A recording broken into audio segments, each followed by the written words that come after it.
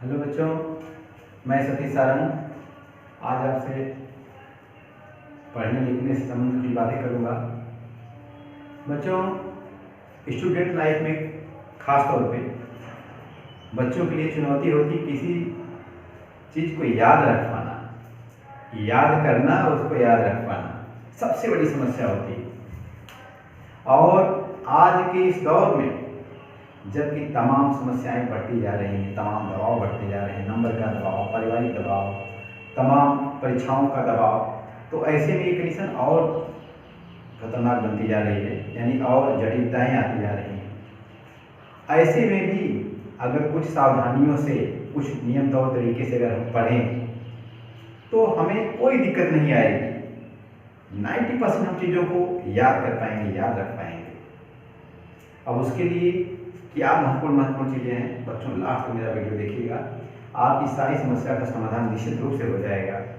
और आप एक किसी परीक्षा में बैठने वाले हों या बैठ रहे हों, आप खुद को पाएंगे कि पहले से मैं बहुत बेहतर करके आया हूँ। तो बच्चों, कुछ चीज़ें महत्वपूर्ण हैं, उसको आप नोट कर लीजिएगा। कहीं कहीं मैं भी आपको एक दो बार लिख के भी बताऊँगा, उस पर ध्यान रहे आपका। बच्चों, सबसे बड़ी चीज़ है संतुलन। वो चाहे लाइफ का संतुलन हो, चाहे आपकी पढ़ाई लिखाई का संतुलन हो, चाहे समय का संतुलन हो, सब ये संतुलन में होनी चाहिए। अर्थात विद्यार्थी के लिए उसके जो सब्जेक्ट हैं, जो विषय हैं, उन विषयों का संतुलन हो।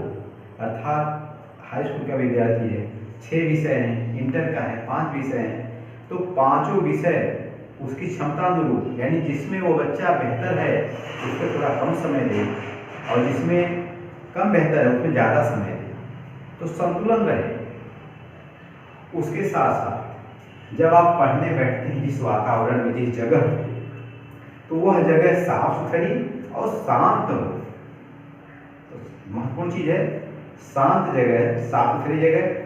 दूसरी महत्वपूर्ण बात है चित्त की शांति, यानी आप भी शांत रहें, आपका चित्त शांत रहे, यानी किसी प्रकार के मन में आपके कोई चीज़ चल न रही हो बेवजह और फालतू चीज़ें, सब कुछ भूल के जब आप पढ़ने जा रहे हैं, पढ़ने आ रहे हैं, तो आपका जो एकाग्रता है वह पूरा पढ़ाई पे ही।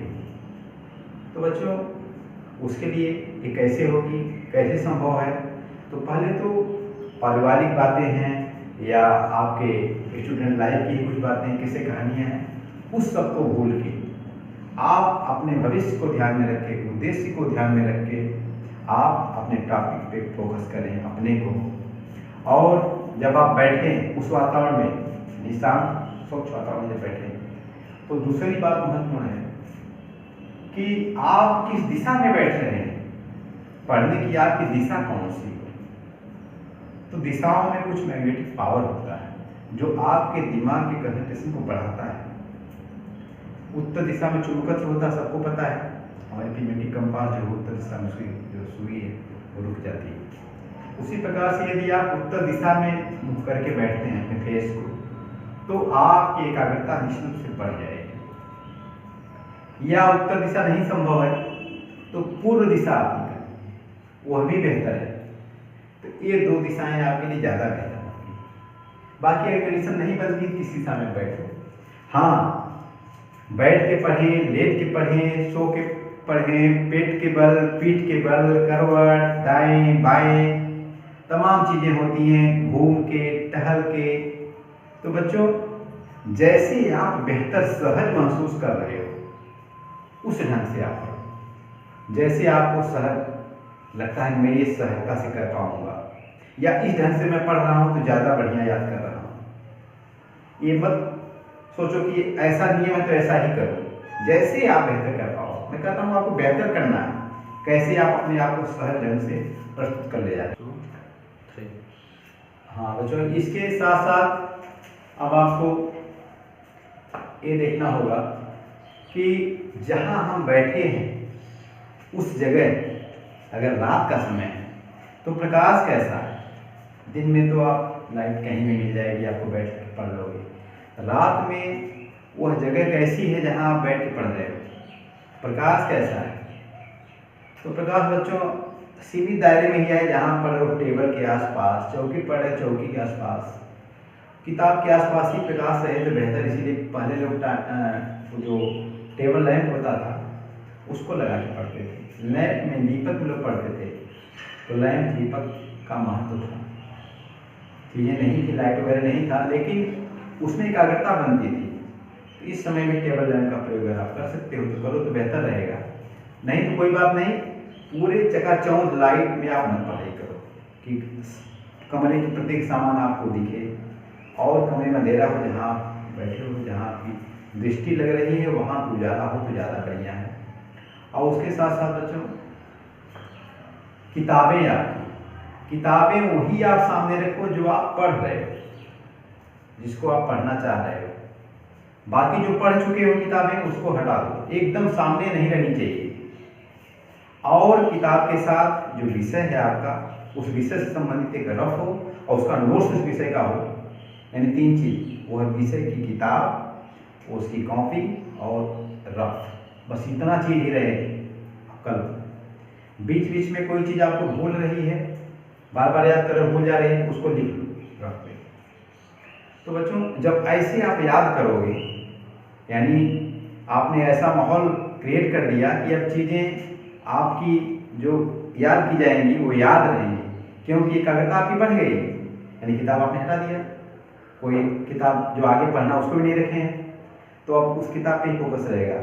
कोई टॉपिक आप याद कर रहे हो, बहुत लंबा है, याद ही नहीं हो रहा, याद ही नहीं हो रहा। बच्चे समस्याएं बताते हैं कि मैं बार बार याद करता हूँ, इतना लंबा टॉपिक है, घबराहट तो लंबे टॉपिक से होने लगती है।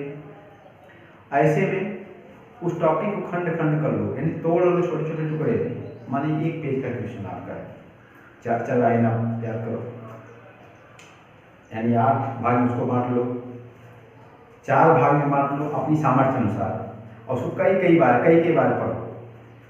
एक खंड याद हो गया, दूसरा खंड, तीसरा खंड, चौथा खंड पूरा याद करके फिर एक साथ मिला के याद करो, तो पाओगे कि जो चीज़ आपको याद नहीं हो रही, परेशान कर रही थी, वो सहजता से याद हो गई। अब उन चीज़ों की जगह लिख लो रफ से। इसके बाद अगले क्वेश्चन पे आओ, अगला क्वेश्चन आप पढ़ लो, ऐसे याद कर लो। उसके बाद सब क्वेश्चन के बाद लास्ट में रिपीट कर लो, और उसके जो मूल यानी जो महत्वपूर्ण चीज़ें हैं उसको एक रफ पे नोट करते जाओ। अब उस विषय को आप हटा दो, अगली विषय उठाओ, उस विषय को ऐसे हटाओ कि वह आपके पास एकदम न दिखे। अब दूसरे विषय ऐसे पढ़ो, आप दूसरे पूर्ण कर लो, जितना आपने एम बनाया है, जो आप लेके चले आज मुझे इतना पढ़ना है, उसको पूरा करने के बाद तीसरी सब्जेक्ट, ये जब पूरा कर लो आप, तो बीच बीच में आपको आराम की जरूरत पड़ेगी बच्चों।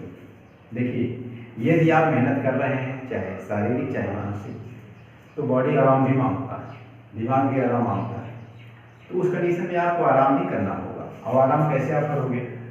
आराम करने का भी तरीका है, आप कोई संगीत सुन लीजिए। जैसे आपका संगीत में अगर रुचि इंटरेस्ट है, कोई गाना मोबाइल में चला के आप कुछ मिनट सुन लीजिए, आँख बंद करके एकदम रिलैक्स मोड में लेट के सुन लीजिए। लेकिन इतना मस्त मत हो जाइए कि सो जाइए, ये भी ध्यान रखना। उस गाने को सुनने के बाद फिर आप रिलैक्स होइए 5 मिनट 7 मिनट 10 मिनट, उसके बाद फिर आप पढ़िए, फिर थक जाइए, फिर ऐसा कर लीजिए। अगर ऐसा आप नहीं करना चाहते हैं तो आप टहल लीजिए 4-5 चक्कर, फिर आप बैठिए, पानी पी लीजिए।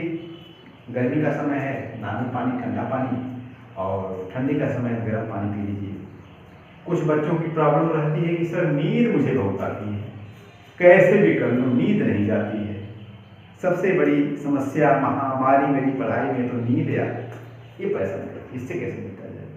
बहुत आसान तरीका है, छोटे बच्चे ने आजमाएं तो बेहतर है, लेकिन जो बड़े बच्चे आजमा सकते हैं। नींद अगर परेशान कर रही है तो बहुत आसान तरीका है, थोड़ा सा कड़वा लगेगा आपको, कष्टदायी लगेगा, लेकिन है, अवेलेबल है, बड़ी आसानी से ये मिलने वाली है। अब आपको कौतूहल हो रहा है क्या चीज़ है? हरी मिर्च, लाल मिर्च का बहुत साइड इफेक्ट है। हरी मिर्च आप रखिए, छोटे छोटे टुकड़े में काट लीजिए, एक कागज में थोड़ा सा सेंधा नमक या काला नमक रखिए, उसके साथ उस टुकड़े को मिला लीजिए। और आपको खाना भी नहीं, हल्का सा जीभ पर चाट लीजिए, या आप तीखा खाते हो तो एक मिर्च का टुकड़ा लेके चबा जाइए। नींद 1 घंटे में भाग गया तो खाना निश्चित मैं प्रयोग की हुई बात बता रहा हूँ, और सफल लोग हैं जो ऐसे प्रयोग किए, आप भी करके देखिए, तो आपकी नींद भी भग गई और आपका सब्जेक्ट सब जो कुछ आप पढ़ रहे हो सारी समस्याएं जब दूर है तो याद होती जाएंगी। तो बच्चों इस प्रकार से जब आप पढ़ोगे तो चीज़ें आपकी याद रहेंगी बहुत दिन तक, भूलेंगी नहीं। और उसके साथ साथ एक चीज़ और है, पता नहीं क्या सच है, कुछ तो सच्चाई जरूर होगी।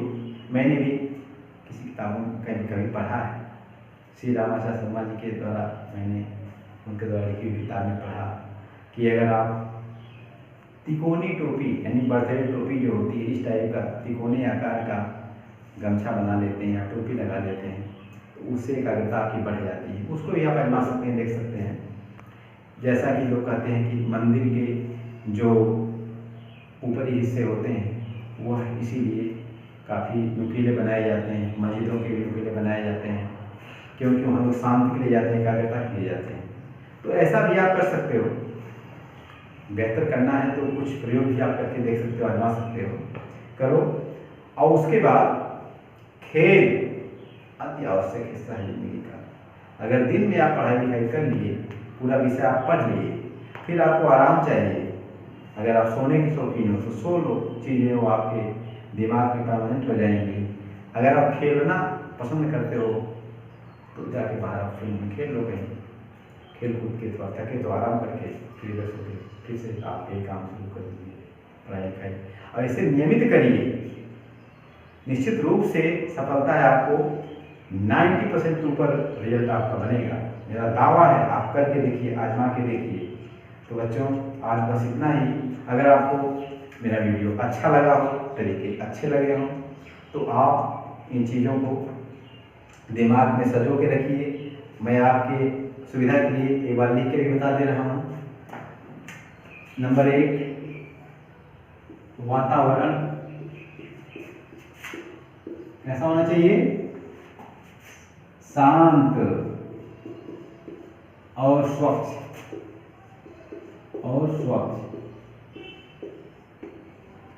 नंबर 2, क्या मैंने बोला था? नंबर 2, मन की शांति।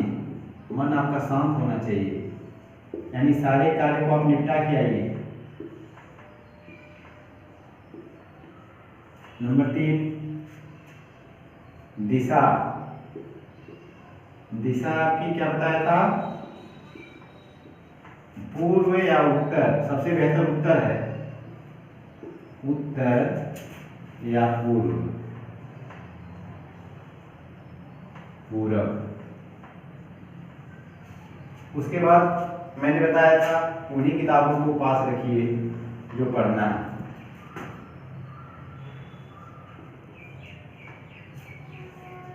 आवश्यक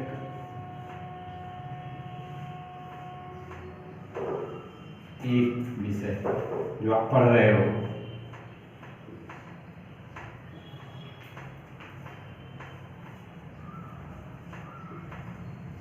इतना तो आप समझ में आ गए।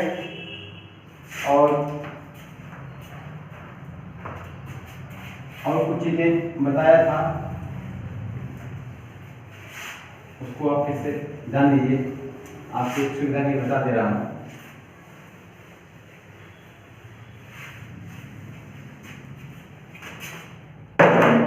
खंड खंड, पांचवा, खंड करके पढ़ना।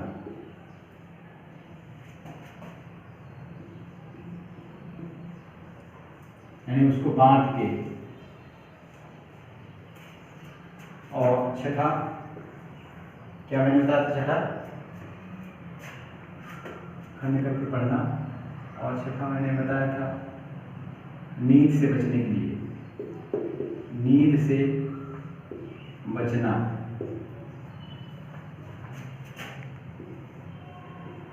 तरीका वो आपको याद हो गया होगा, मुझे पता है। तो बच्चों ये सारी चीज़ें आप आजमा के देखिए, मेरा दावा है आप बेहतर से बेहतर करोगे। और आपकी स्टूडेंट लाइफ जो इतनी कठिन जटिल लगती है, चीज़ें याद नहीं होती हैं, उसमें भी आप सफल होंगे, याद होंगी, ज़्यादा दिन तक याद रहेंगी। और आप सभी का बहुत बहुत धन्यवाद। अगर मेरा वीडियो आपको अच्छा लगा हो तो आप लाइक, सब्सक्राइब और कमेंट्स जरूर करिएगा बच्चों। Thank you.